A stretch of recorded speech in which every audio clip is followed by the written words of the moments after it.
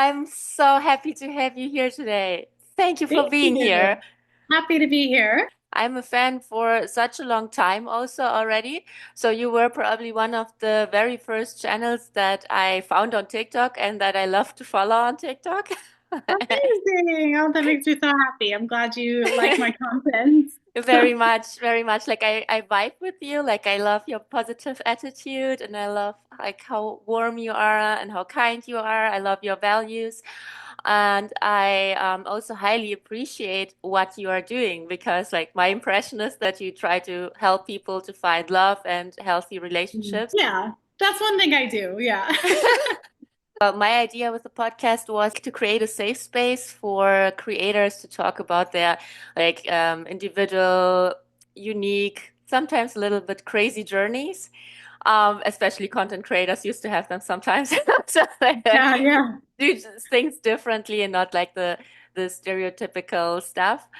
And I figured that what society sells as normal nowadays isn't necessarily so normal. It's just average, and the average person isn't that happy with their lives. They are not in healthy relationships. They don't have a good and deep connection to themselves. Therefore, it's being reflected to them from the outside as well. Mhm. And I thought, let's dare to do something differently and let's talk to people who are different, but who know who they are or who try to learn who they are and who want to inspire others in figuring that out for themselves. So you don't have this just like, typical relationship content. I find it funny, philosophical, and like inspiring. Like you really trigger people to think for themselves and figure out what applies for them. A very in-depth perception and perspective, and I appreciate that because I feel like you're really seeing me in my content for what I'm trying to do. So I appreciate that. Thank Yay. you. Yeah, and we have this common friend Fine, which I also Yes, found. the nanny. I love the nanny. Yes, both of our idols. I love her. She is so funny and witty, and everyone always asks me to do other content or like other shows and movies to break down archetypes. And I'm like, I don't really watch TV. The only thing I really watch is the I grew up with the nanny. I also always loved it. she's funny in the way that I like her humor and the fact that she never takes herself too seriously. You Yes. know, like whenever Cece, for example, is bullying her and, telling her that, he only wants you for your looks and, or whatever, she bullies her, right? She Yes. always finds humor in it. She always finds a way to make fun of herself. Or like when Maxwell's mad at her, she doesn't like, like the one time when he got mad at her and he was like, I can't trust you anymore. And she was like, well, this is going to push the wedding back 6 months. Like she doesn't take she doesn't take life so seriously, and she always finds a way to like laugh at herself and like she knows she's not the smartest person in terms of like she's not a businesswoman, career woman, but she makes light and she owns who she is and she makes light about who she is and she accepts herself, and she is like to me like a fully embodied woman. Like she really knows who she is and she owns it. So I love Fran. And Yeah. she's super feminine. Like she's very like authentically feminine and sexy and everything. And she doesn't hold anything back, which I admire so much because in society we have so many stigmas around femininity and around authenticity too. And we are like all or many people I know, including myself for a long time at least, were and are trying to hold ourselves back. And I love how she doesn't, and how in the very first episode she just shows up in this glittery long red dress. I'm like, yeah, give me more of that. I always put it on whenever I'm cooking, and I saw an episode today where Maggie was being treated unfairly, other like with the son, like Yeah. there was like a double standard going on where the son was getting more privileges than the daughter to basically do what he wanted to do, and she had more strict rules, the daughter. And she's telling Fran, like, Fran, talk to dad for me. And, aren't you always saying that men and women are equal? And she's like, maybe that's me. And she's like, and also that men should pay for everything and court you. And she's like, yeah, that sounds like me. I think that's probably how I found you through the nanny content. And Yeah. and then I saw that you are working a lot with these categories. That I think you invented them yourself. The The archetypes. archetypes. Yes. Yeah. So the archetypes are actually founded by Carl Jung. Ah, And yeah. he had come up with an original 12. And so they're kind of like we've summed them down into 4 women and 4 men, which kind of like it kind of encompasses all of the 12 in them anyway. And I started studying about archetypes with a woman named Natalia Kobilkina, who's from Bulgaria, I believe, way back in like 2016. And a light bulb went off in my head. Because, a lot of times online, people like to blanket what femininity is or what masculinity, or like how you should be with a man, or like how men should be. And not all men and women are the same, like I've had clients who are multimillionaire women and they love strategy, they love working, they love business, they're much more masculine. That's who they are. Who am I to tell them that you need to be, you need to quit your job in order to find a man? Like, I that's love that. ridiculous. Which a lot of women do. A lot of women online will say, like, oh, you can't attract a provider man or a masculine man if you work. And like, no, that's not true, actually. So I think there was a lot of like really disempowering information that was going on online. And actually, how my channel started was a guy I knew back in 2016 in New York City randomly called me out of the blue, and he was like, Lexi, can you do content on helping women to become feminine again, because women aren't feminine anymore like you.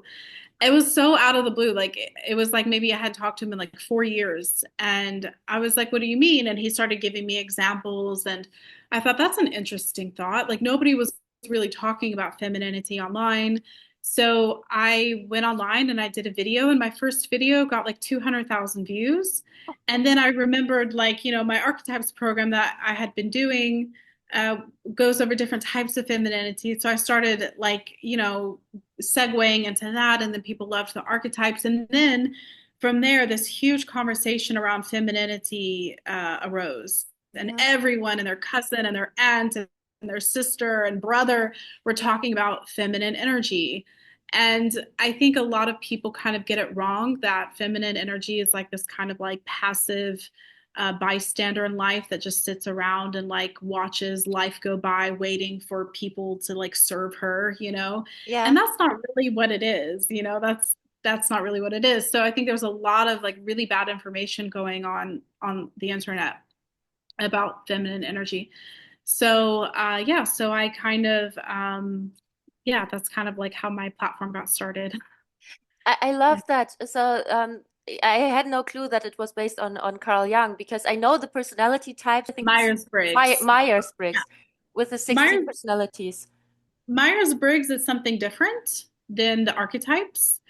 And I don't know if Myers-Briggs was founded by Carl Jung. I don't know for I sure. Is I it? I think it goes back to his theories, and it never occurred to me that probably yours also has the roots there. When I watch your content, and I think many people will agree on that. So you try to compare yourself, or I try to figure out, oh, where in which box would I kind of squeeze myself without identifying too much with it, and that's so cool because you can kind of figure out for yourself what mixed type you probably are and who you would be compatible with.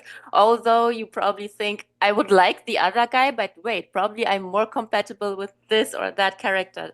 So that's very helpful.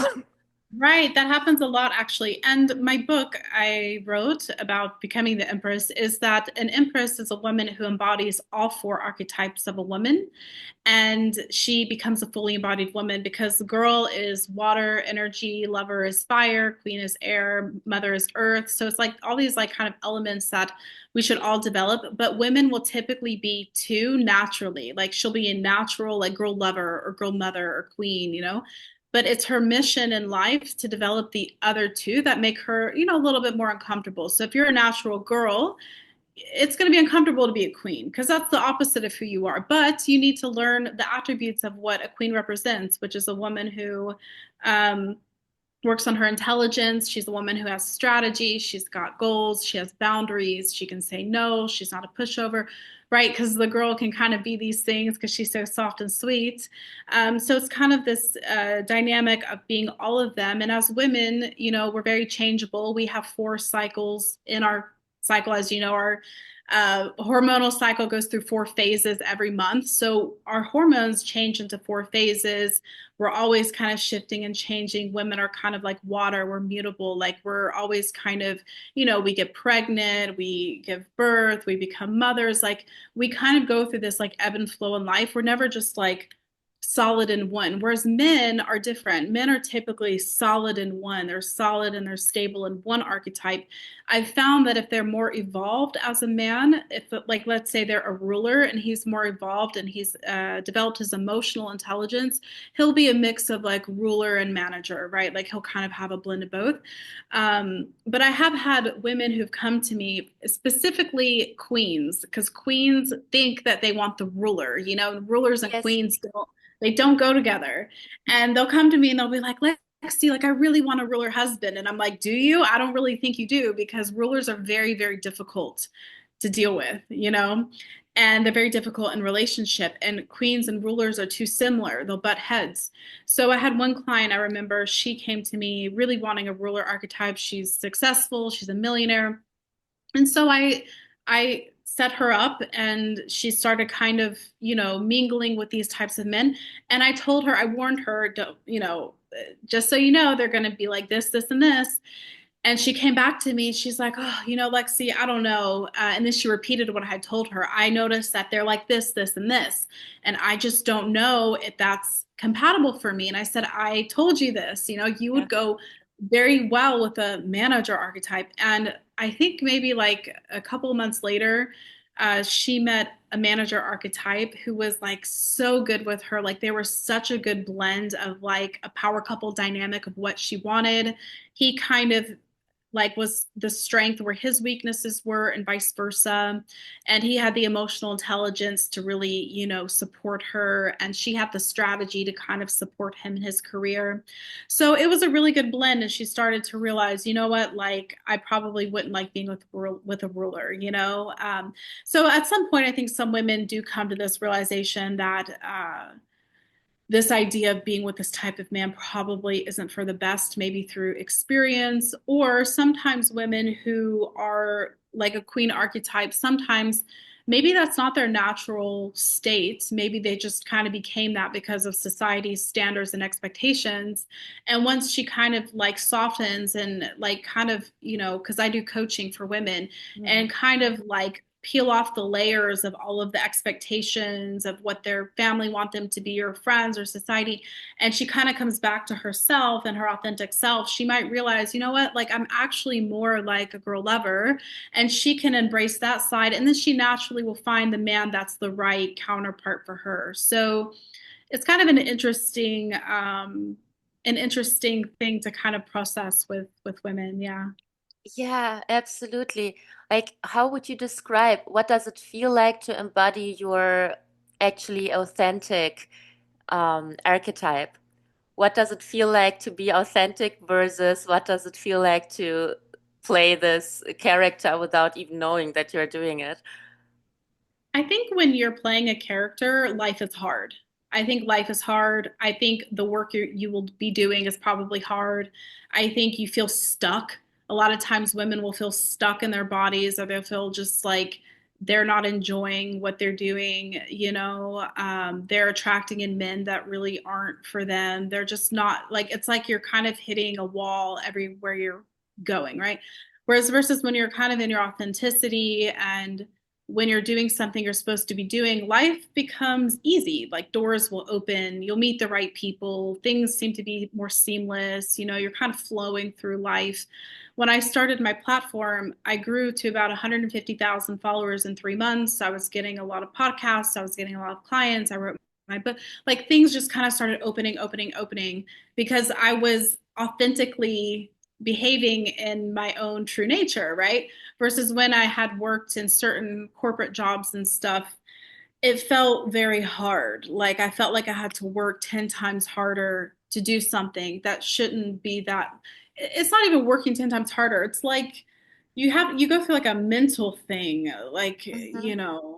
that you have to keep pushing through, versus like when you're doing something authentically and living authentically, creativity just flows, life just flows, your energy just flows. Like, it seems to be easier. And that's actually what feminine energy is, because feminine energy is creative, right? Women give birth. We are the creative beings. Like, we do take something and we create something beautiful with it, right?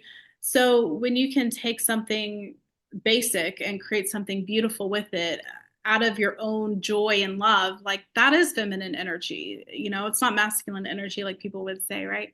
So it's when you can kind of like create something that you love, that you're enjoying your life and you're thriving and whatever it is you're doing, that's when you're being authentic.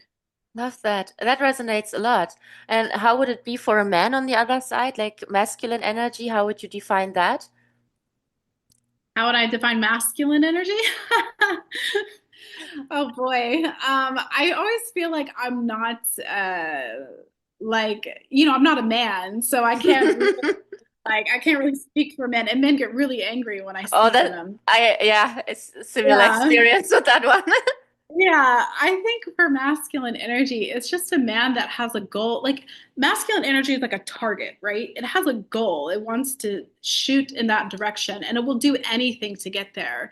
It's a strategic energy. It's goal oriented. It's let me go out and do this, have strategy for it, make my goals, make my target, and do it, right? Whereas feminine energy is like a funnel. It's like an open funnel where like the target goes in the funnel, right? Like, I mean, even Hmm. intimately, the target goes in the funnel. You know what I Right, mean? right.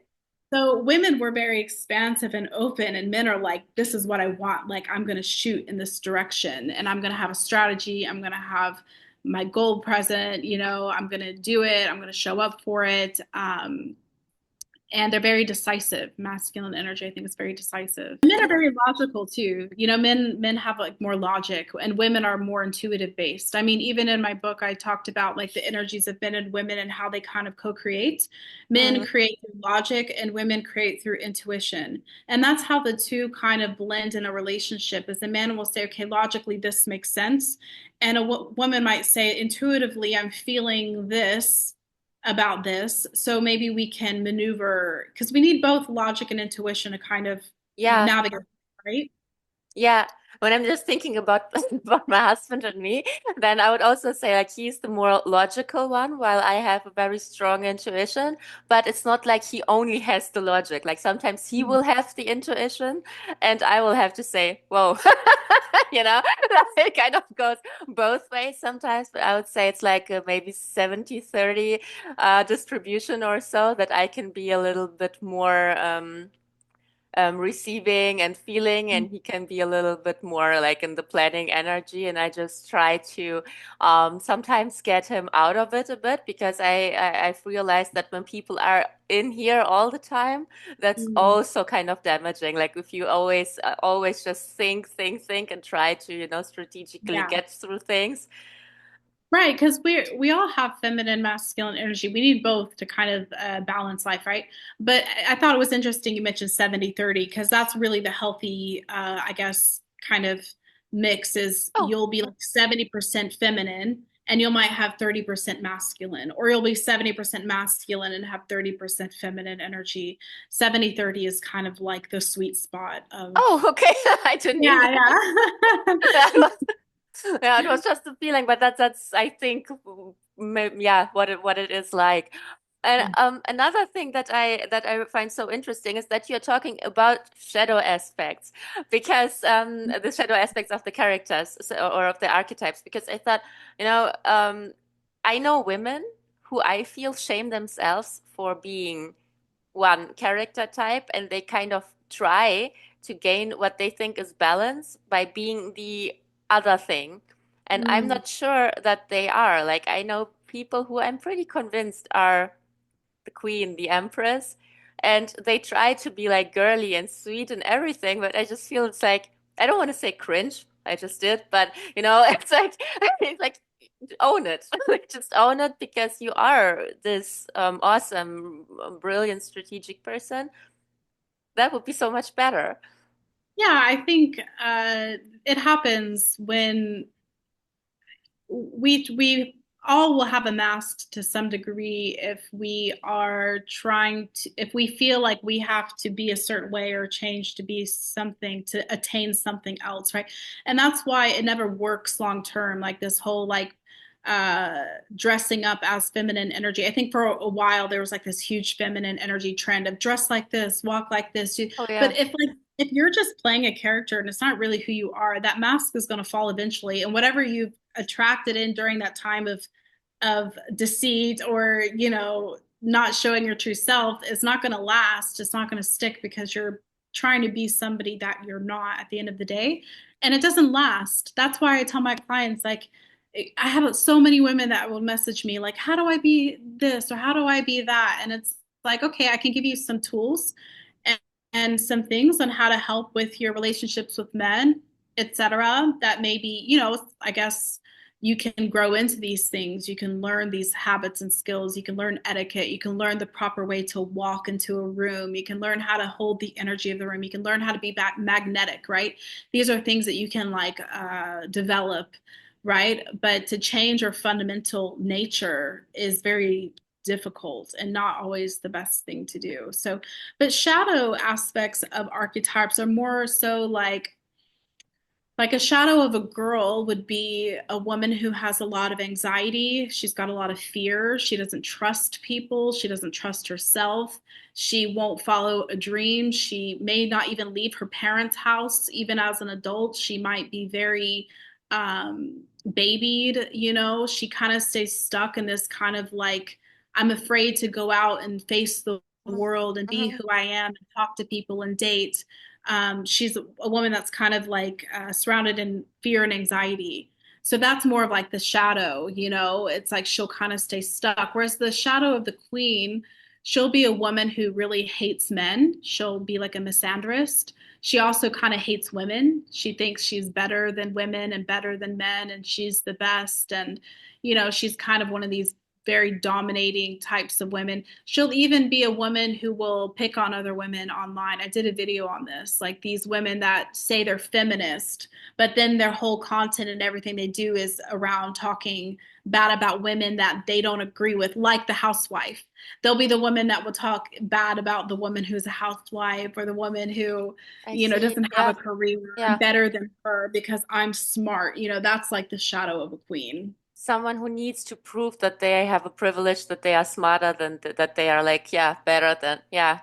Yeah, it Yeah, and makes, I think there's a lot of that. There's a lot of that in the culture now, I think. And then the shadow of the mother would be a woman who's an overgiver. She never thinks about herself.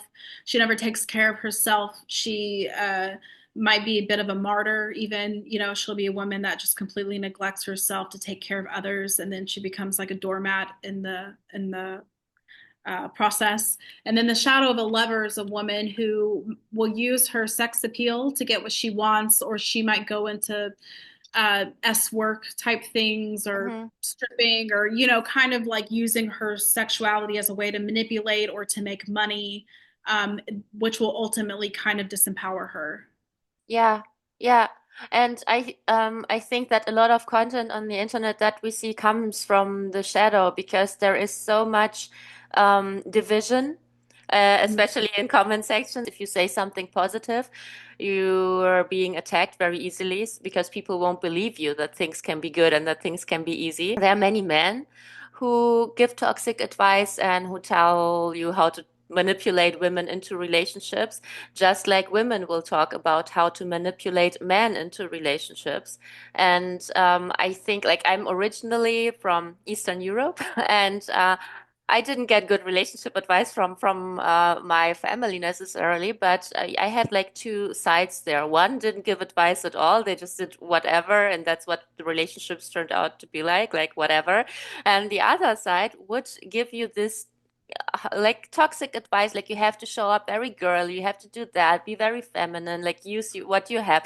And I never liked it. Like I had to laugh about it because I thought that feels like I'm in a zoo or in a circus or something, and doesn't feel authentic to me. And I also don't want to use something to get someone because it feels like I would tell myself subconsciously that what I am is not enough to get someone who's right for me. And Hmm. I think that all this dating advice on the internet right now, or at least the majority of it tells your subconscious that you are not enough. Therefore, you need these techniques and these tools. And that's why I'm like so thankful for the stuff that you make, because you don't say you have to apply the black cat and golden retriever. You have to do this and that. You're more like figure out who you are and Yeah. like look at the shadow aspects as well, how they can turn out and figure out what's best for yourself. And that makes like, yeah, so much sense because like I also think for myself that I'm in between two types. So I couldn't even say which one more. It kind of shifts like it depends on my situation, but it feels like authentically I have always been like the girl, like I guess, someone who's like goofy and just fun. But there is a huge, at least also 40, 50% part of me that can get things done and that can be super focused and all that. And like, do I have to choose? I guess not, because both of them, if I'm in the flow, they are doing exactly what you said. They're opening doors and they're making my life easier. So I love this tip that you said, like if you're in the flow of this character type, of this archetype that's authentic for you, then doors are opening up and life is easy. And I love that you say you don't have to choose, you kind of have to embody all of them. And that's probably the healthy way. Yeah, and in my books, I tell you like when to utilize each of them and what kind of situations. And I think too, what a lot of women have collectively, not even just personally, but even collectively, is this kind of trauma around um, being used for their sensuality or being looked at as just like a physical object, Yeah. these kinds of ideas, right? So when you start talking about femininity in men, it triggers a lot of women because there's a lot of unconscious hatred for men that's been passed down from like generation to generation because of what happened to my grandmother, my auntie, my mom, Yeah. my community. So I've had a lot of women who used to really hate my content and they would get very triggered by things I would say. And then they would start watching me, and over time, something would soften in them. And then they'd be like, okay, I was listening through the eyes or ears of my trauma. And now I hear you. Right now, my Yeah. soul Okay. kind of hears what you're saying. And now I can open up to, because not everybody's going to be in a place where they're receptive to the information you have to give. That's why I don't give unsolicited advice, Hmm. because not everybody has the awareness to really receive what you have to say, and then it might make things worse, right?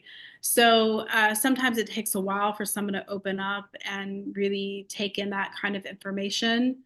um, but I think yeah, there's like this collective trauma around Yeah.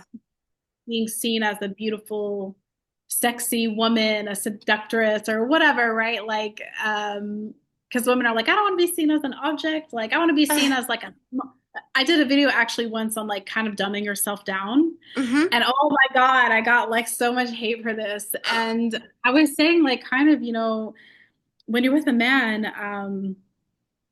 ask him like how to do things or ask him for advice or like, even if you know a lot about a certain topic, like allow him to kind of teach you what he knows. And like, because men like to be like yeah, like I'm the king, right? And I was kind of like, even if you know a lot about a certain topic, like maybe pretend like you don't and just kind of, you don't really want to be like, overpowering the Yeah. conversation all the time, right? And oh my gosh, so many women got upset. But let's say you're talking to this man as an investor for business, Hmm. right?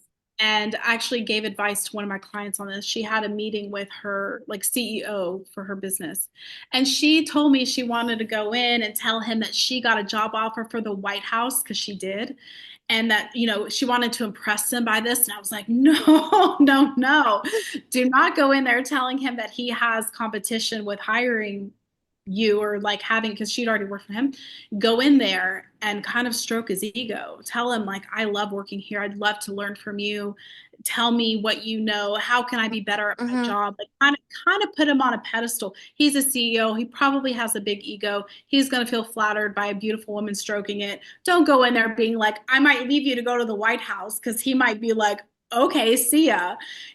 So she was like, oh my God, I'm so glad I got your advice before going to the meeting. She went to the meeting, charmed him, asked him questions, like let him teach her and everything. And she walked away very happy about, the success of the meeting. So there's just, certain ways and things to, do around men versus like going into a meeting being like, I know everything, I know more than you, like let me impress you with everything I know. And which might work with some men, right? Like manager archetypes love that kind of thing. But if you're dealing with a ruler archetype, this is why it's so important to know what archetype of men you're dealing with. If you're dealing with a ruler, you would not want to approach it that way.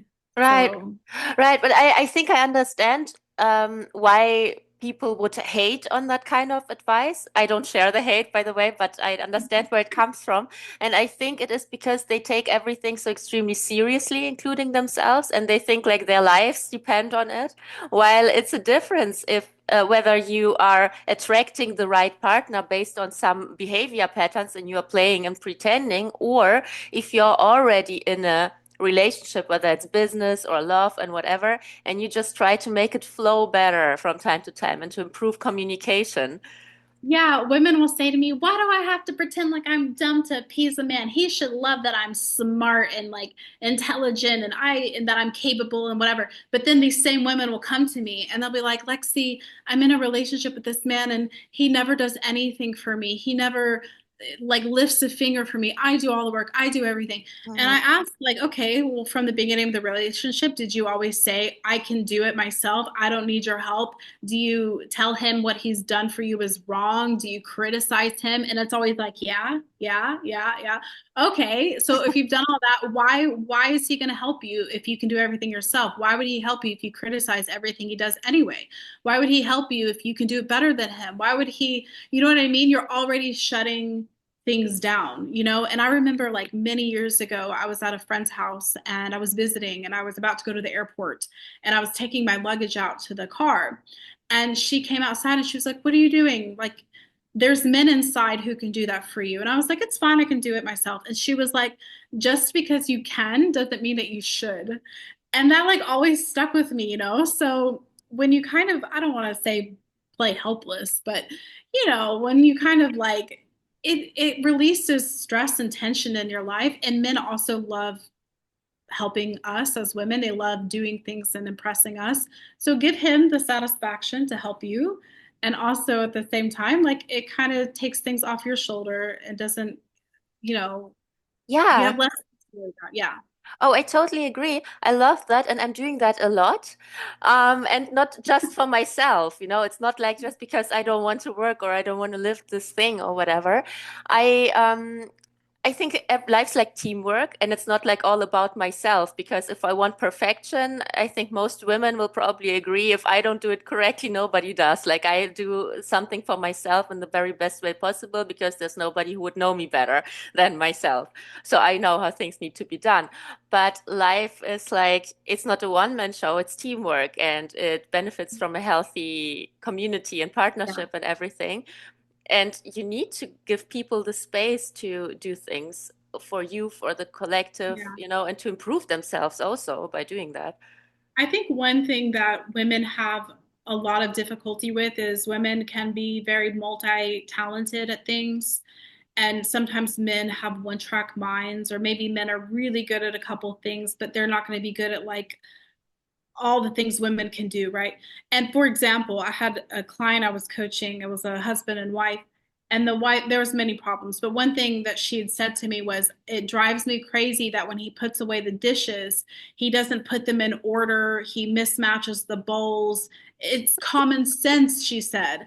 And I'm thinking, yeah, for you, but maybe that's not his strength, is like this thing. Okay, maybe his brain doesn't look at this like you do or think about this like you do. If you are dating or married to a man and for instance, he's messy, okay, he's not very clean, he doesn't like to clean up after himself, why would you 2 years down the line be complaining about him not cleaning up after himself if you knew that that's how he was, that's how he is? So you either accept that he doesn't put the bowls away right and you do it yourself and this is just what it is, he's good at his thing that he does, and I'm gonna keep him there doing what he does that's good, and Yeah. this is what I'm good at. And And I'm not going to expect him, I'm not going to expect a fish to climb a tree, right? Yes, yes. So a lot of women expect men to like do the things that they do and good with what they do, but maybe that's not their thing or they whatever, right? And then you just accept it. Okay, he's not going to be this way, fine. If I want to be in a relationship with this man and have peace, I'll do it. As long as he's also picking up the slack of whatever it is he's doing. Like sometimes women will complain, like let's say a man is providing for all of her needs, and she's like, "But he's not helping me clean."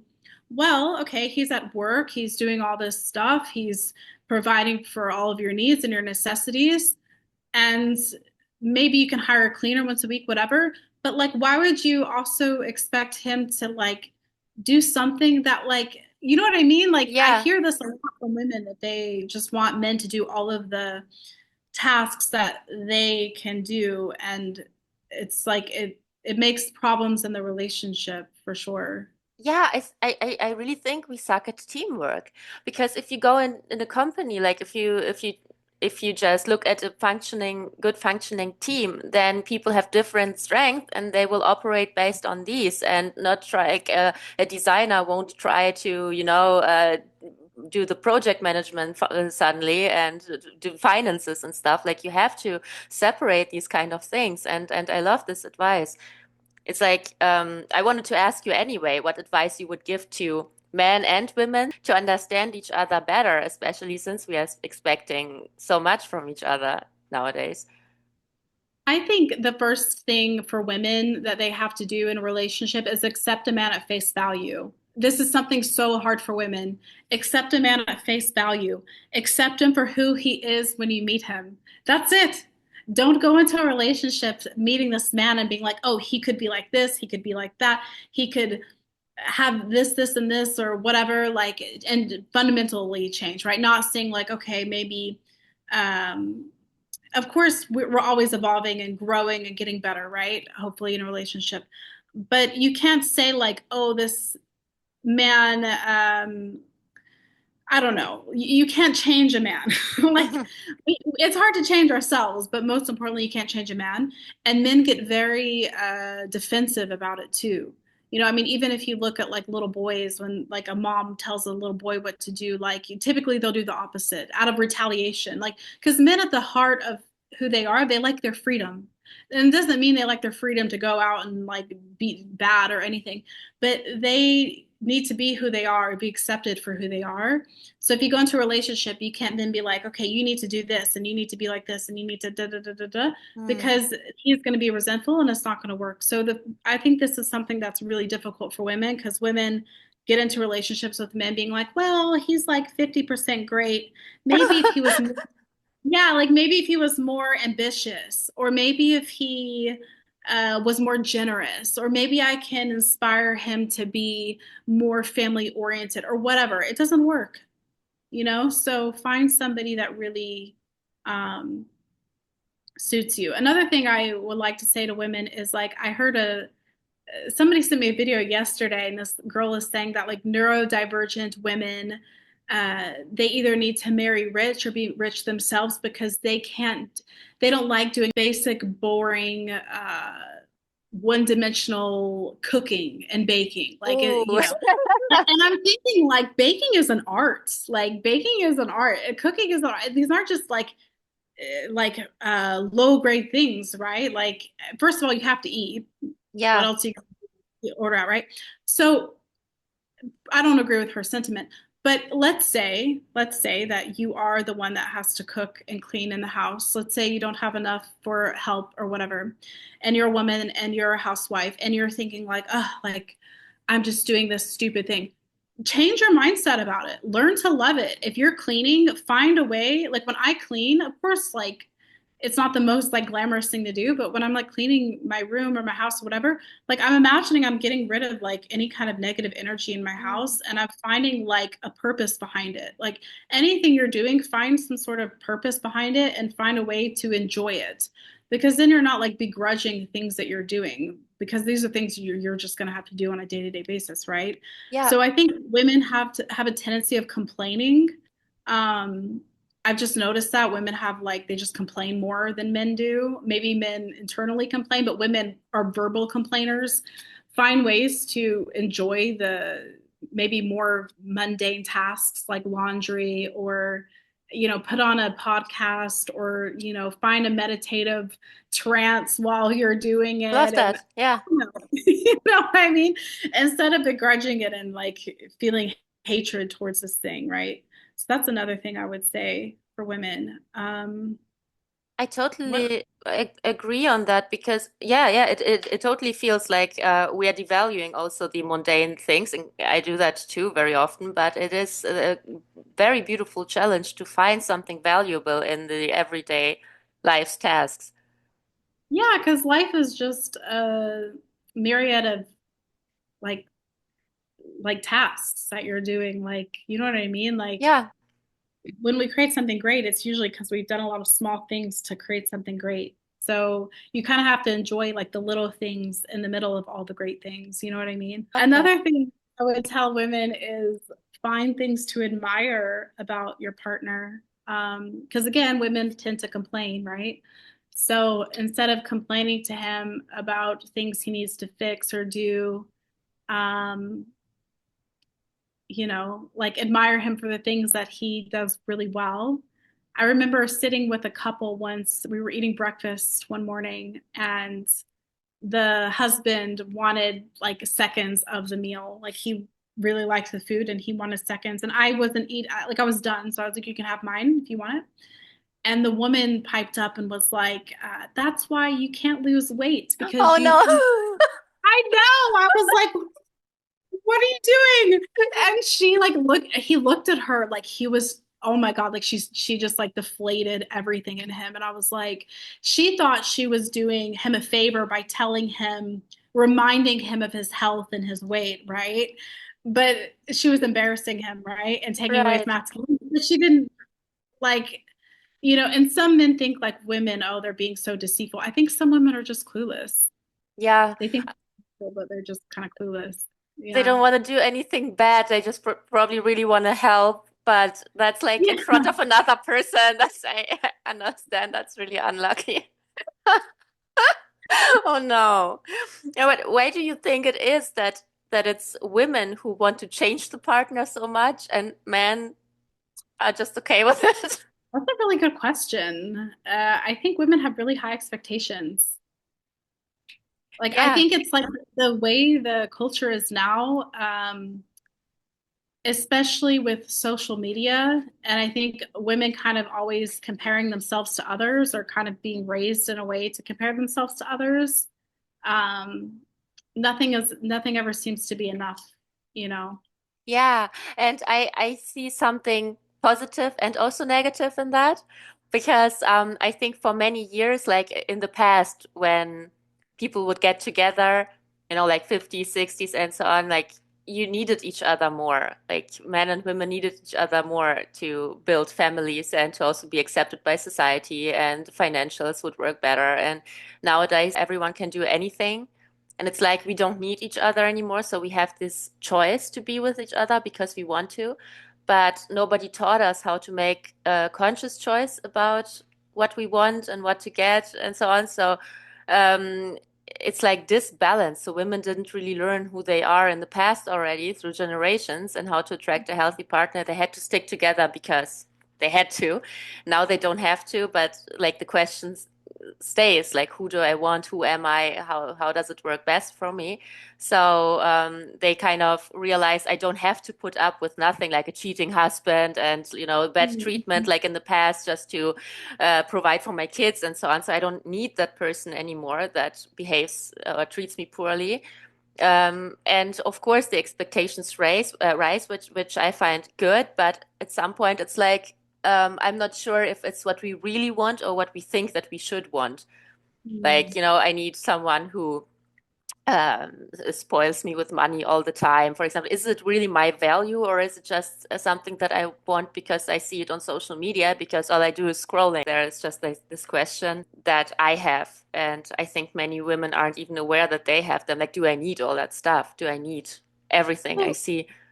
yeah, yeah, that's a great observation. And I think it's most of the time, of course, to fill a void, right? Hmm. There's some kind of void, and they think having all these things are going to fill the void. And the void is usually them not living true to themselves or living a life that they're happy with. They're living in someone else's dream, or they're doing what their family told them to do. They have a job that's some like, you know what I mean? A lot of people are not living true to themselves, and so they detach from themselves and they live on social media to like experience an alternate universe Hmm. that like makes them feel good, right? That like dopamine hit, and they think, oh, if I just could travel like this girl or have the bags and the husband that does this, but I would be happy. But really, like, if you're always searching for something outside of yourself, you're never going to be happy, because happiness has to come from yourself. And where does happiness come from? It comes from having some kind of value to give others. It's from what we're doing for other people, right? It's the value that we're creating in life by, creating something of value, giving our time of value, helping others, like what we're doing for others. It's not what we're consuming, it's what we're Oh, creating, what we're, yes. Love that. and I think that it's become quite a selfish culture on social media, right? Like maybe like the self-love movement, the self movement, right? Yeah, Like yeah. all you hear about is like self-love and self this and self that. Um, what no longer serves me, conversation that we always hear, right? Has become very prevalent. Oh, So, you just yeah. made me cry a bit. Yeah.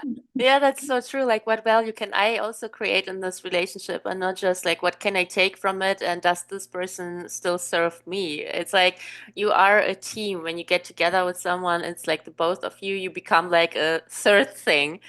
You are one thing, the other person is their own thing, but you are also a third thing together, and that's something that we forget. And I told my husband about us making this episode together, and he's always very curious because that's how we met, through podcasting. So he always wants to know like who's my guest and show me a video and this that. And then we were listening to one of your videos while we were driving, where you were saying something so cool, like it was an advice for couples and how to stay together for a long time and being like happily married. And you asked someone else to give advice because they were happily married for a long time. And the advice was keep other people out of your relationship. Like stop asking people for advice who can't give you good advice. Yeah. And I love that because that's another trend that I see in society a lot. And also with friends of mine will do that sometimes, that they will complain about their partner. They will say, oh, my partner just did XYZ. And although I will give my advice, which is not behave in this or that way, but like, I don't know, like maybe just your bad mood, or or maybe talk about it sometime. I won't trash the person, but like I'm wondering why we are doing that. Like, why would we complain to other people about our partner when the task is being in one team and figuring it out together? Yeah, and I thought it was so interesting because I got so, I got so many comments of women saying, "Well, what if a woman is in an abusive relationship? You're telling her not to talk to anybody. She may not even know that she's in an abusive relationship until somebody tells her." And I'm like, "Why are we infantilizing women? We have intuition. We're smart. We don't need other people to tell us we're in an abusive relationship. You know when you're not being treated right, right?" And Yeah. sure, okay, maybe you can go get help from a therapist or whatever, but like, let's say you are in an abusive relationship and you tell your whole family and you still stay, because a lot of the time, most of the time, that's what happens. I've known people that are in abusive relationships. They know it, I know it, they still stay. No one's going to do anything they don't want to do, right? So oftentimes when you're gossiping about your husband, it's just to vent anyway. Yes. Most time women they don't do anything about it anyway. So what's the point of venting, right? And then you walk away and they walk away knowing all these horrible things about your partner, and then you still stay, and then you look like a dummy. I mean, I don't know. Right.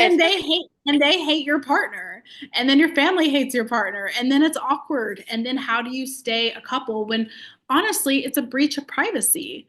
it's a breach of privacy, and I think it's a betrayal to go behind your Yes. partner's back and complain about them to other people in your family and in your circle and tell their secrets and their biggest mishaps. I think and I think it's hard to get over that betrayal if that person were to find out. Yeah, thanks for saying that because that's my feeling. It feels like betrayal, or I would feel like I'm betraying someone if I'm going behind their backs and I'm talking to, let's say, friends. And it's such a thing, especially when I watch shows like Sex and the City, they would sit there and just complain or telling super private things about their partners. And as entertaining as the show is, I'm just wondering how can you do that and how can you go back to that partner and still take this man seriously while gossiping about him. Like this would actually devalue this person so much for me if I would gossip about them that I wouldn't even be able to be around anymore. Yeah, and I think the difference between men and women, and Camille Paglia has a really good podcast where she talks about this, is that women come together and we're community builders. We come together, we talk, we build, we're kind of even back in my great grandmother's day, she was like the president of her community or whatever back in the early 1900s. She was a community builder, even before the working situation changed. Whereas men are more singular focused. Men kind of, they'll have a task, they'll work on it. She gave the example of whenever women get together, they'll chit chat and talk and gather in groups. Whereas men, when they're in a group, they'll be standing around a car talking about how to fix the car or how to do something active and productive and like fixing something or building something. Like they're not sitting around typically gossiping with each other like women would be doing, right? Yeah, Because men are more singular focused, women are more community focused. Um, so I think maybe it's just like in our nature to like get together and talk, chat. but Yeah, yeah, and chat, right? And sometimes we do need to vent. And I think, if you have somebody you really trust who can be like, I have a friend of mine that I talked to her about things, but she's non-judgmental and she's very neutral. She'll help me. She's also like a therapist too. So she kind of helps me to see things from other perspectives. hmm, It's not so much like I'm gossiping to her, but it's like, okay, this is my problem. How can I find a solution? How can I fix the situation? yeah, So I think you need like emotionally mature people around you to have that kind of. yeah, yeah. That's beautiful advice. And do you probably have another one, maybe even for men, to understand us better? Oh boy. I have a lot of friends who are older that are divorced, and I have a lot of friends who are single, and I think it's hard for women to connect with men because, like you said, women can do it all now. Like, used to, you would need a husband to survive, but we can survive on our own, right? And I think women, we went through like a phase of we really developed ourselves. As they say, like we girl bossed too hard, maybe, and we've been able to be multidimensional in this way, right? Like that's what women will say online. Whereas men, I think, just kind of stuck to the tried and true, well, I'm just going to provide and protect, right? That's all I need to do to make her satisfied. Whereas now that women can do that for themselves, they want more from a man now, something deeper, like an emotional connection, romance, these kinds of things. And I think that men haven't got the clue about that yet, or they haven't developed that part of themselves. So I think if men were to be a little bit more emotionally intelligent and more romantic and understanding that women fall in love through their ears and men fall in love through their eyes, right? Or at least become interested. I think if men kind of gave more words of affirmation, more romance, more emotional depth to a woman, they would have a lot better luck Yeah. with women. Yeah. Did you know, by the way, that there are so many guys out there who feel extremely triggered by the words protect, provide? Like I had so many men in my comment section who would say they don't want to invite women on dates because women take advantage and they want free dinners and stuff. And I was like, oh my God, like what you're talking about. But there were so many, like 20 people just raging about how women would exploit them for their money. And most of them don't even have money. I Right. think it's hilarious that they think women are using them for a dinner, like as if we can't buy dinner. It's like women who are looking for a provider, looking for a man who can provide, stability, a home, security, protection, not just, a $40 dinner, right? If you think you're being used for a $40 dinner, you're not a good candidate for a husband because everything's always going to be like um, a tit for tat with these kinds of guys. Yes. Like, oh, I gave you a dinner, now you owe me this. Or, like they keep tabs on things. This is why I always tell women, like, you have to find a man who's generous, not just a man who has money, because there's a lot of men out there who have money that are super cheap, you know? And there's a lot of men out there that are bitter towards that hate women. There are men out there that hate women and maybe they're closeted, I don't know. But if a man doesn't find the joy in courting a woman and treating her to dinner and find the joy of being a man and like making a woman feel feminine and beautiful, you don't want to be with that man at all anyway, Yeah. And you that's know? and that's what these men are experiencing and what pushes them probably even harder into the male loneliness epidemic that we are like obviously facing, that they cannot find a good woman. And I'm just thinking, okay, but if you have time to comment that stuff and if that's what you do, then probably you are not a good man right now, and maybe you like should work on yourself to be able to find a good partner. Yeah, I that's what I think. Like, I think men haven't, I don't know what the problem is, if they grew up in fatherless homes, if they just didn't have a good man telling them, treating them, showing them how to treat a woman.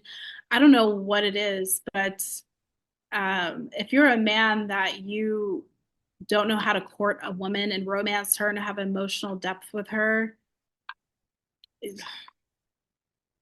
don't Yeah. see how it's going to work for you. And I think some women are a little bit more understanding. I think some women are okay with going 50-50. I do know women that don't have problems with this, although I do think at some point there is some kind of like mismatch in energy between the two. Um, there's some women that are willing to compromise while a guy is like kind of figuring out his, because it takes a while. I mean, even most men don't reach their financial potential till they're in their 40s, right? Mm-hmm. Um, but at least if you're going to go 50-50, if that's something you're willing to do as a woman with a man, at least the man should give some kind of emotional safety, emotional intimacy. You should be making her feel good about herself, complimenting her, buying her flowers. Like my grandfather used to get tickets for pulling over on the side of the highway to pick flowers to bring home to my grandma because it's illegal to do that. And he would do it all the time. He loved her. He wasn't out buying expensive bouquets. He was picking them himself and saying, these, I was driving down the highway and I saw these flowers and it made me think of you. That was her favorite thing about him, that she talked about whenever he passed away, was him pulling over on the side of the road to pick flowers for her. So, you know what I mean? Like, I think men, I think in order for a man to be really developed like this, he has to be raised in a good home by good parents, by seeing love in his house, by feeling love, by watching his father love his mother. And I think because there's so much brokenness in society, I think a lot of men don't see that. Yeah, they already have a terrible example, and they don't really know how to act differently. Yeah. Yeah. Wow. Yeah, that's a strong insight. I wanted to dive a little bit deeper into the 50-50 topic because this is also very triggering for people, and I don't understand why it is even a thing, because I come from Ukraine originally and it's not a thing there so much. In Germany it kind of is, but I would never take men seriously who talked about it, or it didn't even happen to me so much. Um, but whenever someone would talk about this dynamic and that this dynamic is okay, I would think, okay, you're my son now, or something. Like I did not like this thing was not even, not even on my mind any, like no. Right. So yeah, not attractive at all. But Western countries like think that's, or people in Western countries think that's okay and that's normal. why do you think 50-50 is not necessarily, it doesn't necessarily provide a balanced energy in a relationship? Well, I have to be honest, I feel like 50-50 started from women. It started from women not wanting to feel like they owed a man something. It started from women wanting to prove that she can pay for herself, that you can't buy her. I remember seeing this. I've never had a man ask me to go 50-50. I didn't realize it was like such a thing, a phenomenon, right? And I think there's a few things. I think there's a few reasons. But the first time I saw it was because, and typically, and I did a video on this a few years ago, queen archetypes who grew up in homes without a father or with a father that was like absent or problematic, they start to say, like, I want to be the man that my father never was. I want to provide for myself. They never want to depend on a man because it's too risky because of what they saw growing up, right? So then they grow up and they get into a relationship and they go out with men. And I had a friend like this who was very successful and she would date very successful men. And I remember one very uncomfortable evening, we were out with a guy that they were dating, and he was very, very wealthy. And she kept saying, I'm going to pay for the dinner. I'm going to pay for the dinner. And he was Middle Eastern. So for him, it's like a huge, you're emasculating him. Like, because in this culture, you would never do that. You never tell a man from this region, like, I'm going to pay and force that upon him, because to them, it's like big no-no. And so she ended up going to the bathroom and finding the waiter and sneaking her, after having this weird debate at the table in front of us, and then sneaking her card. And she was doing it to prove a point to him that I don't need you. I'm successful. I have the money to pay for this several $100 dinner. And I think that you're going to be impressed by me because I'm also successful. Whereas Oh, to him, he yeah. was like, what are you doing? Like, be a woman, like, let me provide. And she's like, no, I can pay for things myself. And that's where this movement was started, was by women feeling like, I can be as good as you, I can be as successful as you, I can be like a man. Because women think that because what we find attractive in a man is a successful provider that is like a boss, that a man is going Yeah. to find is that attractive in a woman also. And the thing is that some men who are secretly down low, right? Because we see this dynamic happen, who are happy to do 50-50, they're attracted to these boss babe women because they have such masculine energy. And she's okay with going 50-50. So he doesn't have to provide because he doesn't want to provide for her anyway.